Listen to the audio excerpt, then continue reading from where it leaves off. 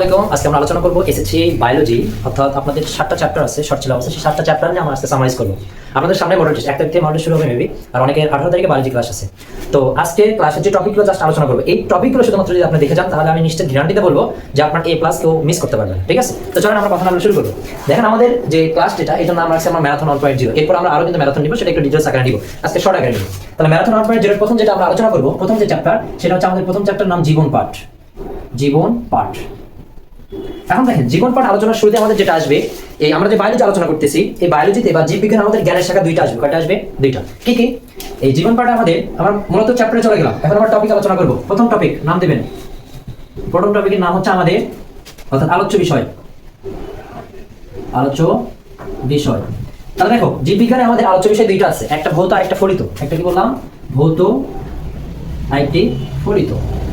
এখন দেখো, আপনাকে বলবে ক নম্বর অথবা খ নম্বরে বলবে যে ভৌত বিজ্ঞান বলতে কি বোঝাও অথবা ফলিত বিজ্ঞান বলতে কি বোঝাও। তাহলে আমরা বলবো যে ভৌত হচ্ছে তত্ত্বীয় বিষয়ে যেখানে আলোচনা করা হবে, আর ফলিত হচ্ছে এই তত্ত্বীয় বিষয়ে যেখানে প্রয়োগ করা হবে, সেটা হচ্ছে ফলিত। তাহলে দেখেন, আমি বলতে পারি যে ভৌত মানে হচ্ছে তত্ত্বীয় বিষয়। কি বিষয়? তত্ত্বীয় বিষয়। আর ফলিত কি? প্রায়োগিক। প্রায়োগিক। আশা করি এতটুকু বুঝতে পারছেন যে ভৌত কি এবং ফলিত কি। এখন আসেন, আপনাদের এই দুইটা আলোচ্য বিষয় নিয়ে আলোচনা করা আছে। ভৌত আছে টোটাল 11টা এবং ফলিত একটা আছে। আমরা শুধুমাত্র ভৌত করলে আমাদের ফলিত হয়ে যাবে। তো দেখেন, আমরা ভৌত কিভাবে মনে রাখবো? ভৌত মনে রাখার ওয়ে দেখেন। ভৌত মনে রাখবো আমরা ভ্রূণ থেকে অঙ্গের সৃষ্টি। ভ্রূণ থেকে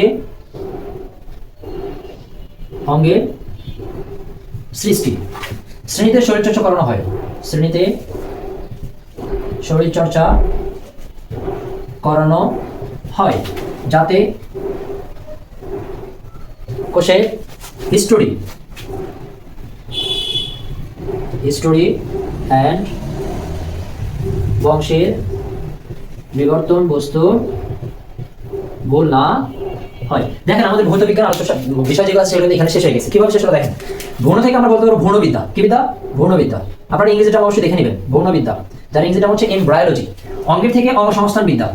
অঙ্গ সংস্থান বিদ্যা, যার ইংরেজিটা হচ্ছে আমাদের মরফোলজি। এই অঙ্গ সংস্থান বিদ্যা দুইভাবে বিভক্ত। তাহলে অঙ্গ মানে কি? আমাদের হাত পা অঙ্গ না, তাহলে অঙ্গ কি শুধুমাত্র হাত পাই? আমাদের ভিতরে আছে না ফুসফুস, হৃৎপিণ্ড আছে। তাহলে আমি বলতে পারি যে অঙ্গ সংস্থান দুইভাবে বিভক্ত, একটা বহি আর একটা অন্তর।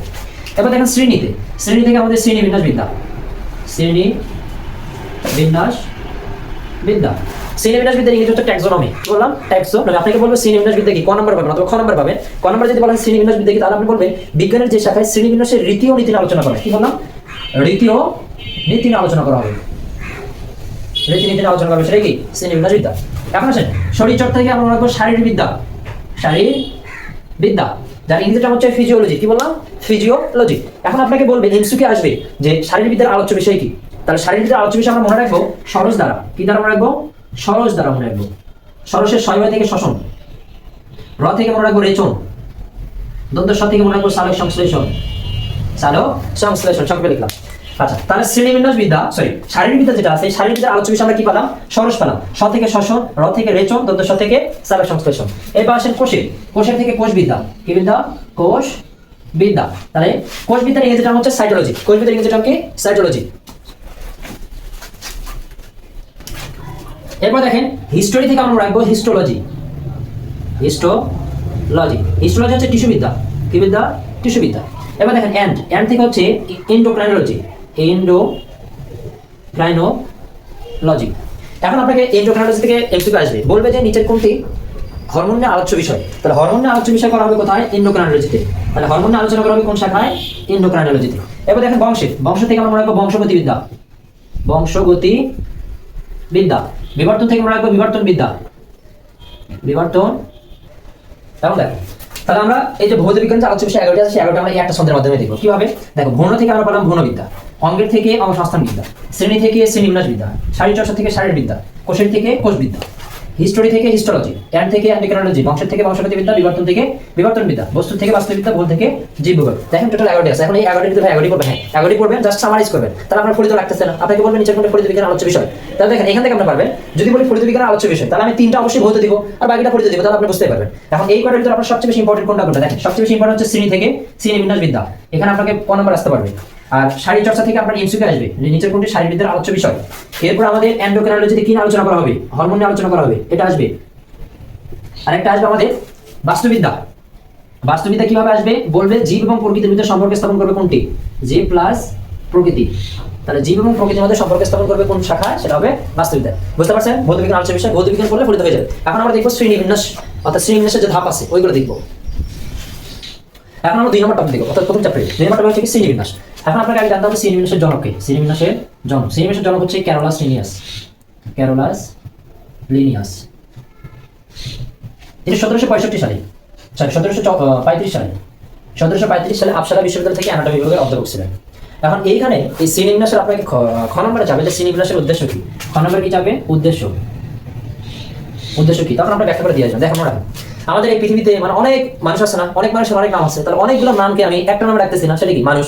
যেমন এই পৃথিবীতে অনেক গাছ আছে, তাহলে এই সব গাছগুলোকে আলাদা আলাদা একটা নামে ডাকা যায় না, কিন্তু সবগুলোকে আমি একটা নামে ডাকছি, সেটা কি গাছ। অনেক গাছ আছে, যেমন আম গাছ, কাঁঠাল গাছ, জাম গাছ, পেয়ারা গাছ, অনেক গাছ আছে, সবগুলোকে একটা নামে ডাকতেছি না, সেটা কি গাছ। তাহলে দেখেন তো বিশাল জীব জগৎটাকে আমি সংক্ষিপ্ত আকারে উপলব্ধি করতেছি, এটা হচ্ছে শ্রেণীবিন্যাসের উদ্দেশ্য। এখন আসেন আমি 3 জন বিজ্ঞানীর নাম এখানে উল্লেখ করবো। ঠিক আছে, প্রথমত দেখেন ক্যারোলাস লিনিয়াস। Carolus Linnaeus. এরপর উল্লেখ করবো আর.এইচ.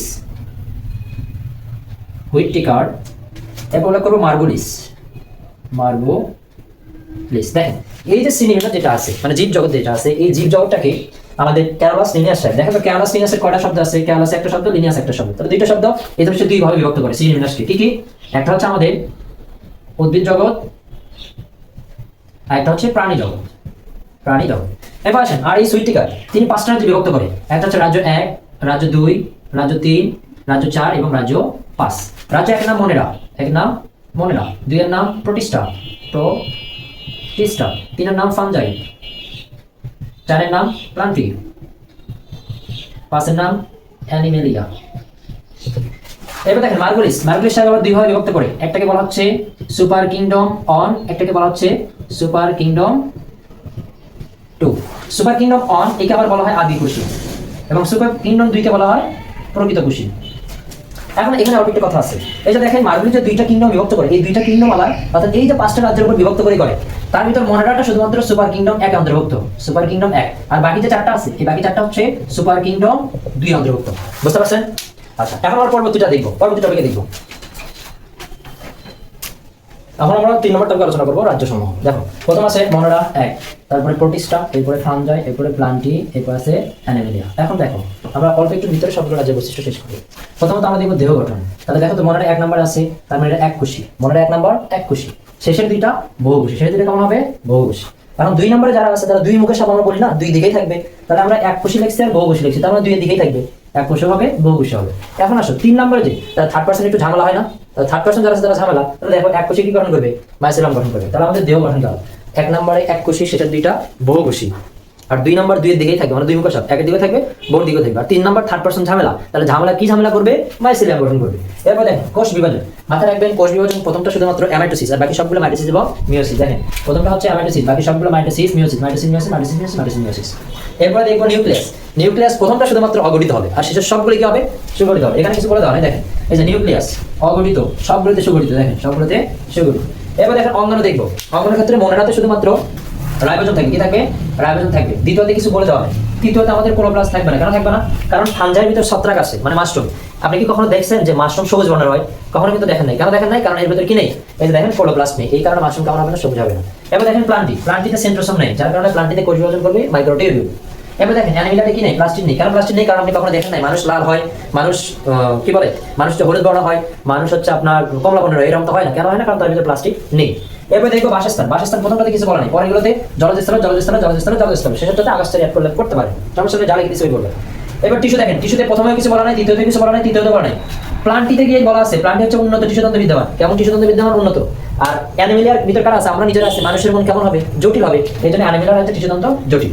এখন আসেন আমরা দেখব উদাহরণ আমরা মনে রাখছি, উদাহরণ মনে রাখবো সাবান দ্বারা। কি দ্বারা? সাবান দ্বারা। দন্তের সাথে সায়ানোব্যাকটেরিয়া, ব থেকে ব্যাকটেরিয়া, ন থেকে নীরব সবুজ সেল অথবা নস্টার। এখন চিত্র আসলে কিভাবে বুঝবে এটা কোন রাজ্যে? এই যে দেখেন এই যে চিত্র দেখতে পাচ্ছেন এটাকে বলা হচ্ছে ব্যাকটেরিয়া, আর এই যে যেটা দেখতে পাচ্ছেন এগুলো হচ্ছে নস্টার। এগুলো কি?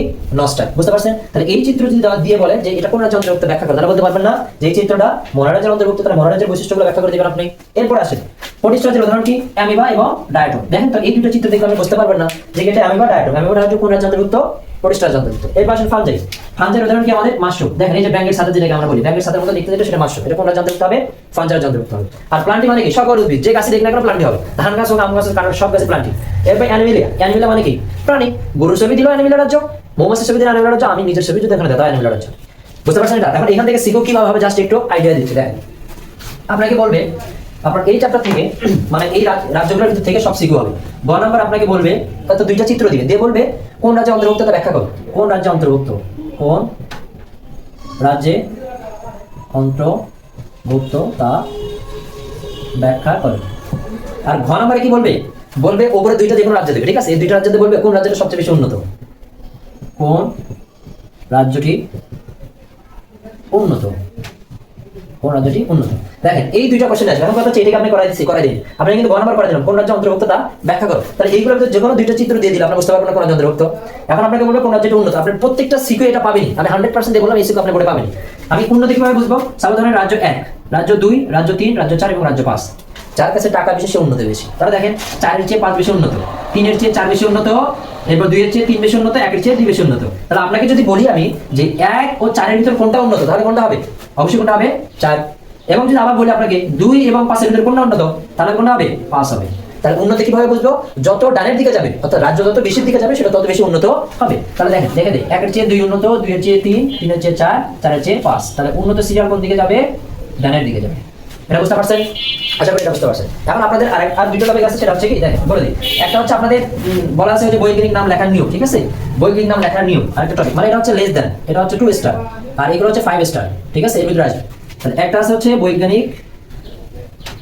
বৈজ্ঞানিক নাম লেখার নিয়ম।